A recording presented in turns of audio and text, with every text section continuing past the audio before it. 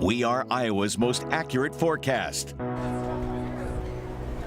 I am tracking a round of strong storms for tonight. That's the biggest thing you need to know about our forecast. But then we have a pleasant and less humid weekend heading our way. It will turn active next week, which is good because we need rain chances, but it also could mean more opportunities for possible severe weather. So we'll have to keep an eye on that. It's warm out there already today. 83 in Des Moines, 84 in Oskaloosa and Iowa Falls, 81 for Perry, Creston, Centerville, Newton, Fort Dodge, and Carroll. So you can already feel that warm air, but the humidity is what's so high. Dew points are in the low to mid 70s out there, which of course means we have that higher humidity. And I think that 81 in Creston is probably getting affected a little bit by some corn down there.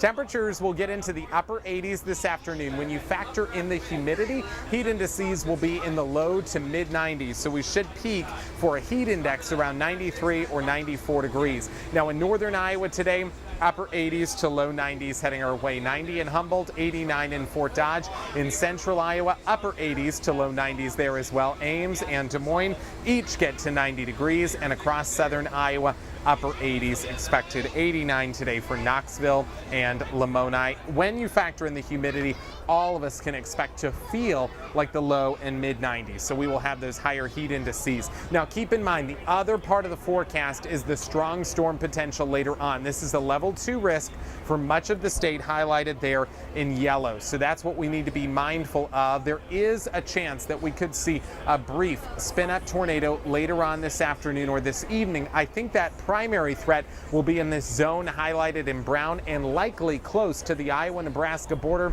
parts of northwest Iowa expecting to see that. However, what is a greater risk for us in central Iowa is severe wind. Damaging wind gusts likely between 60 and 70 miles per hour as a line of storms eventually moves into our state later on tonight. So again, you'll see that highlighted here. The damaging wind will probably be our biggest concern locally. So watch how these storms evolve. We'll show that with FUTURECAST. Later this afternoon, storms develop in western and northwestern Iowa. We're talking 3 to 6 p.m.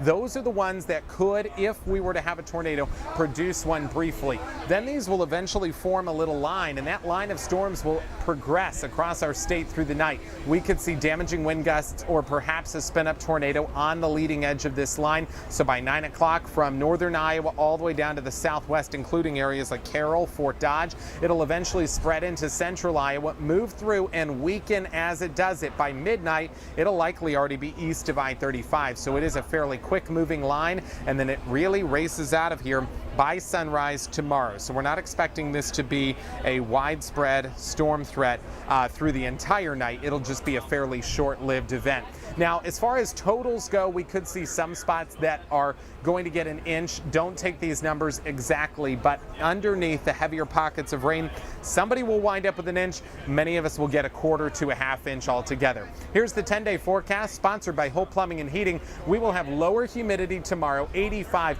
but look at how active it gets next week. We have storm chances coming our way, isolated storms each and every day, most of those occurring in the overnight hours.